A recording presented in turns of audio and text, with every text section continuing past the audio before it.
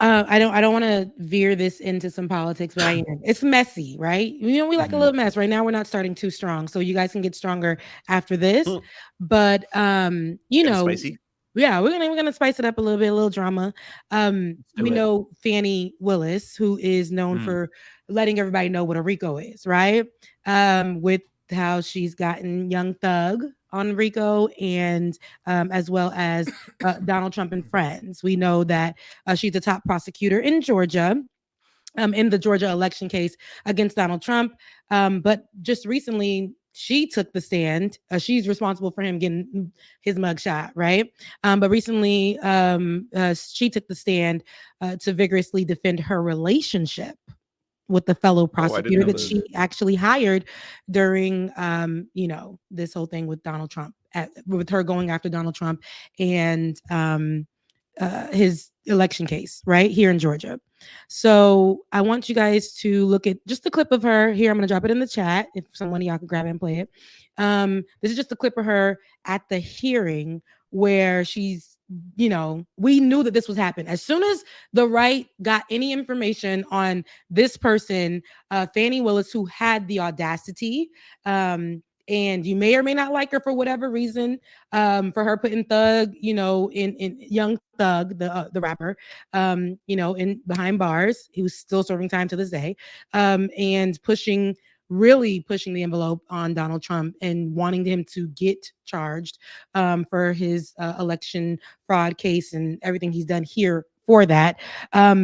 That we knew that all of the right and anybody who was anybody was going to find something on Fani and her relationship with the lawyer that she hired during this case. So let's take a listen. This is a short clip of a long hearing. So let's take a listen so to your how office she defends objected herself. to us getting Delta records for flights that you may have taken with Mr. Wade. Well, no, look.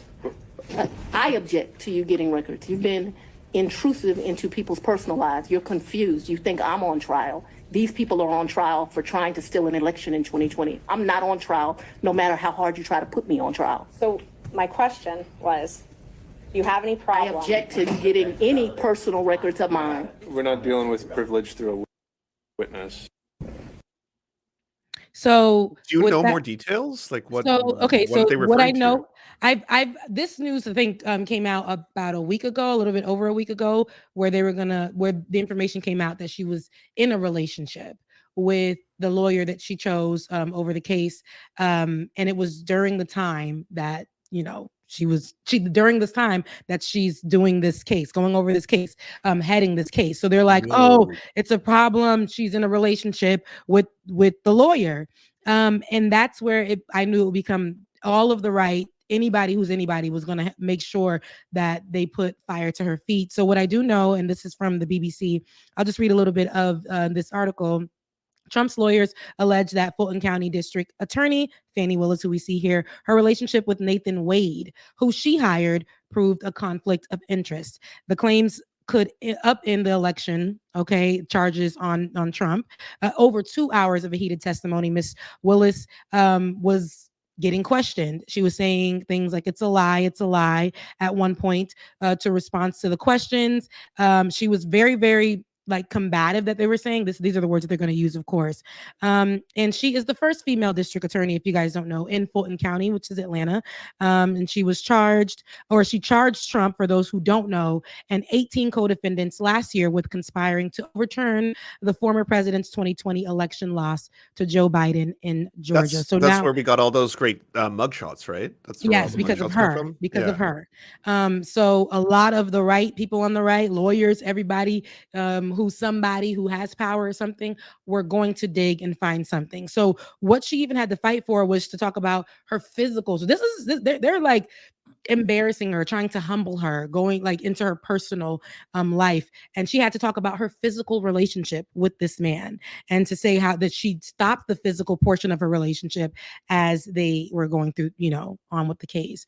And so I think just watching this, see, it's a mess, right? They want to bring this mess so it could divert attention from how much of a criminal and what Donald Trump did. So now they're trying to make her. But it is like a conflict of interest, isn't it? Mm-hmm. Now she was saying how dated, like they started to date, but she didn't hire him at that time until after, they began to date. They weren't already dating. So she's making her case. She is a lawyer. She's, she knows the stuff. So for her, she's just like, we got other work to do. There's something that's actually happening, but they're going to make this so much more of a bigger deal than Donald Trump actually trying to steal an election. And so that's what they're working towards.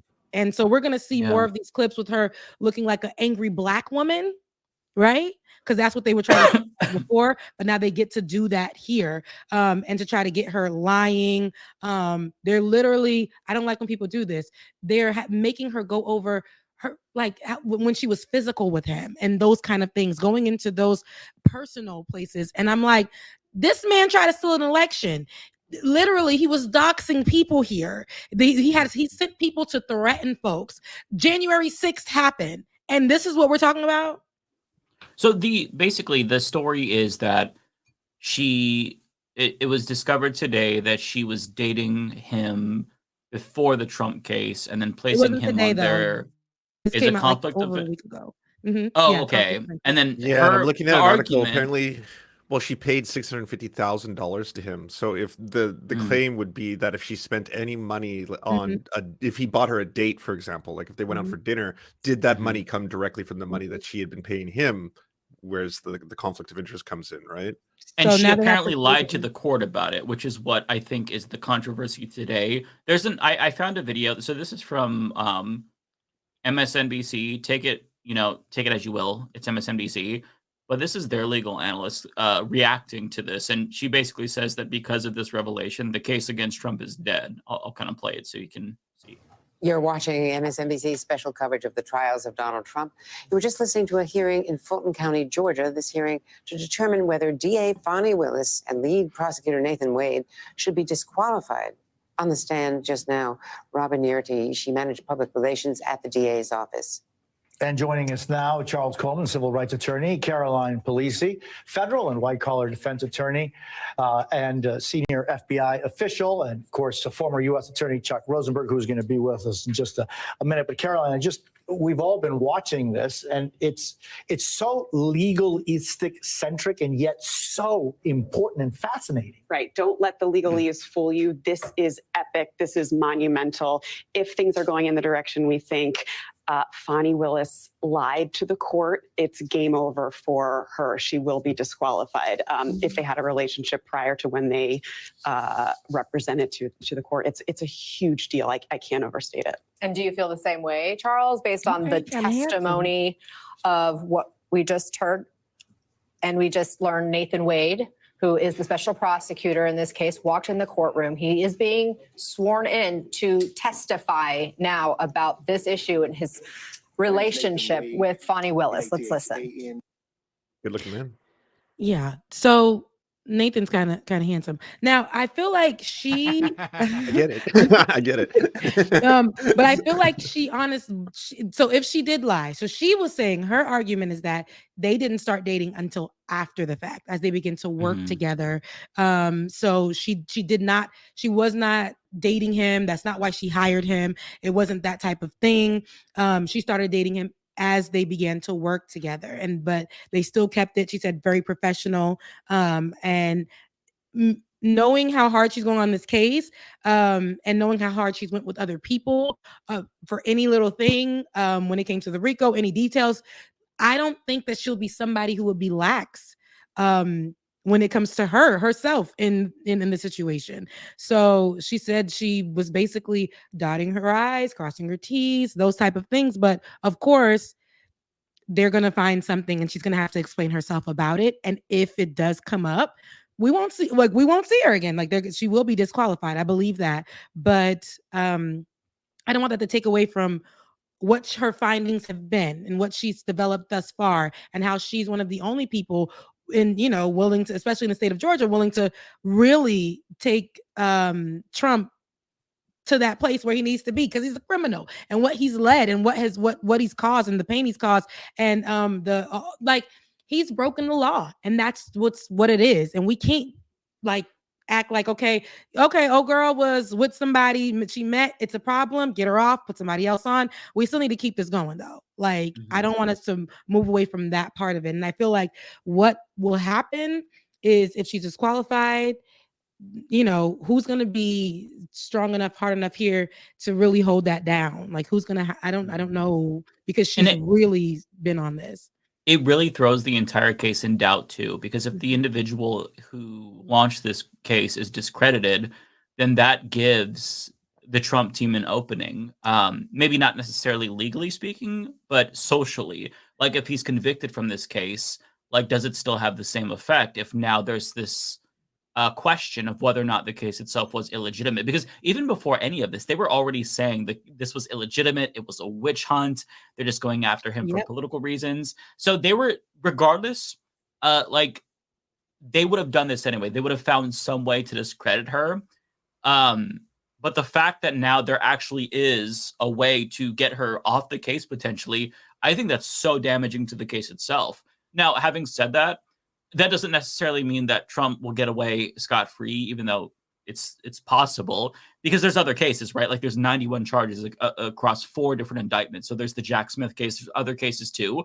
But the reason why this one was so important is because if he was convicted at the state level, he couldn't pardon himself, right? You can only pardon somebody with a federal conviction.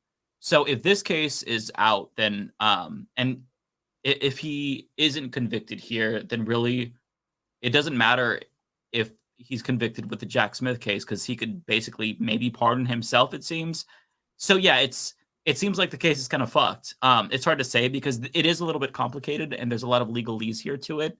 I don't know how to feel about it because I didn't have much hope anyway. It was nice to see her hold him accountable and get us the mugshot and whatnot. But I never had hope that this was going to lead to a conviction, because this is a former president. Like, this is, in this country, we've never really gone after the powerful in this way before. So when you poke the beehive's nest, you're going to get stung. And that's kind of what's happening right here. And that's why I think it's a big deal. First of all, you know, what he did here is super problematic. What he did in the nation that we've seen because of this, you know, this election case that he didn't want to let go of, and who he sent out there, how people were hurt because of it. Letting it go would be so problematic in my opinion. And so she was not going to let that happen here in the state of Georgia, not in Atlanta.